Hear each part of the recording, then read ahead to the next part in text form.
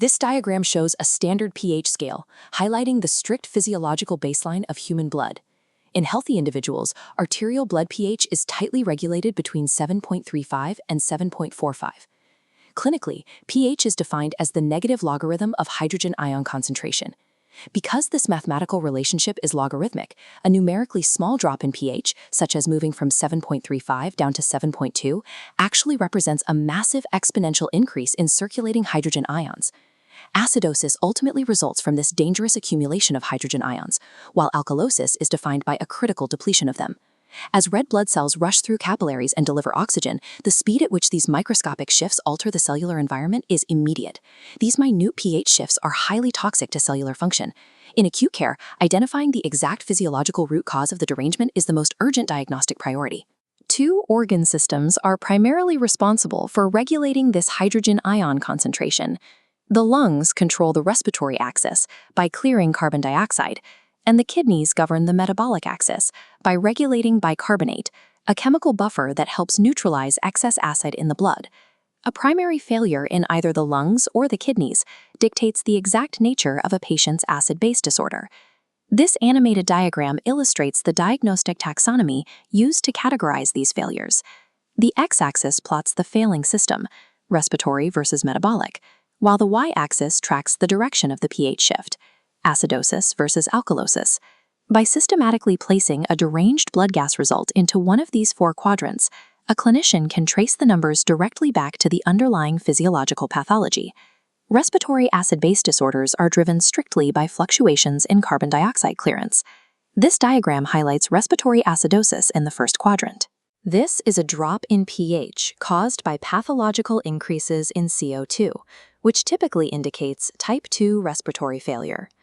Type 2 respiratory failure occurs when the ventilatory system cannot adequately clear carbon dioxide from the body, leading to toxic retention. This failure often stems from direct lung diseases. CO2 accumulation occurs in conditions like asthma, chronic obstructive pulmonary disease, pneumonia, pulmonary fibrosis, and obstructive sleep apnea. It can also be traced to neuromuscular diseases that physically prevent mechanical ventilation. Patients with myasthenia gravis, Guillain-Barré syndrome, polio, cervical cord lesions, or paralysis of the diaphragm cannot effectively pump CO2 out of the lungs. The remaining drivers of hypoventilation include a reduced central respiratory drive, frequently seen in trauma, central nervous system tumors, or sedative medication overdoses, and thoracic wall restrictions like kyphoscoliosis or flail chest.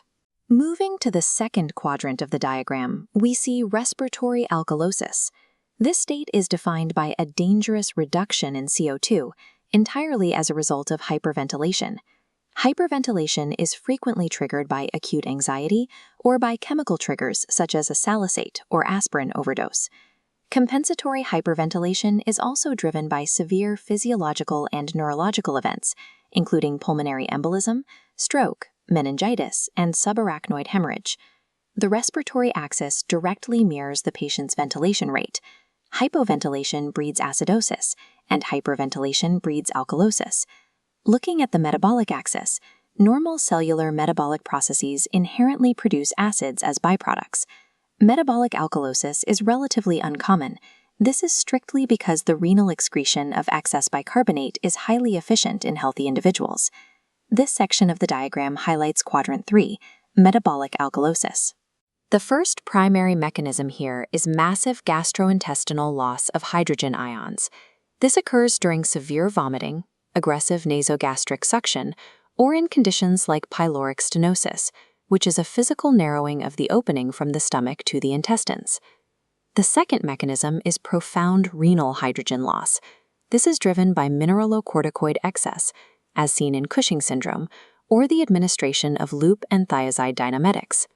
Two major compounding factors exacerbate this state.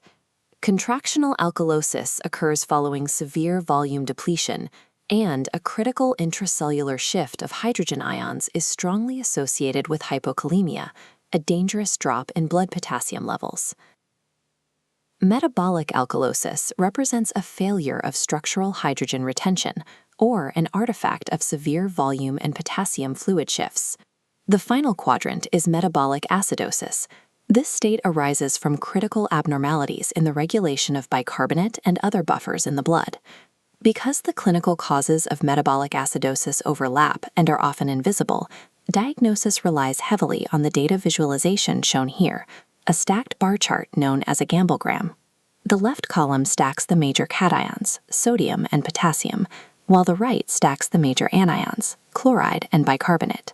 The clinical anion gap is the calculated difference between the sum of the two major cations and the sum of the two major anions.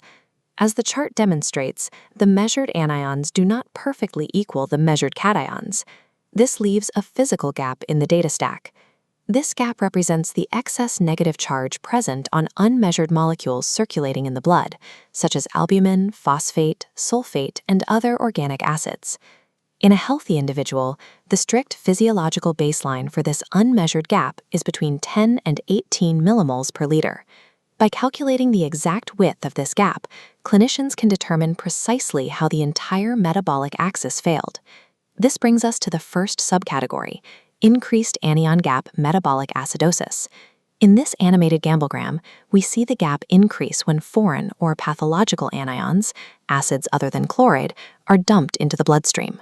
These extra acids consume bicarbonate, expanding the unmeasured section and crushing the bicarbonate block. Specific internal metabolic failures generate these gap-expanding acids.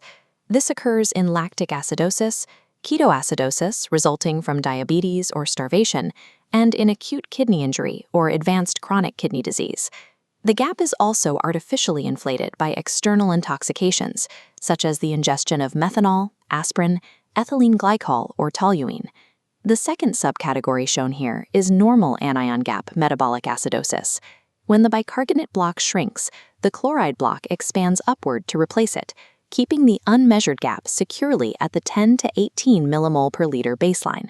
This happens due to a direct shear loss of bicarbonate from the body. To maintain electrical neutrality in the blood, the plasma chloride concentration must increase to fill the void. The primary causes of this direct bicarbonate loss are profound gastrointestinal purging, like severe diarrhea, or primary renal leakages, such as renal tubular acidosis, or hypoaldosteronism. Hypoaldosteronism is a condition where the adrenal glands fail to produce enough of the hormone aldosterone, impairing the kidney's ability to regulate ions.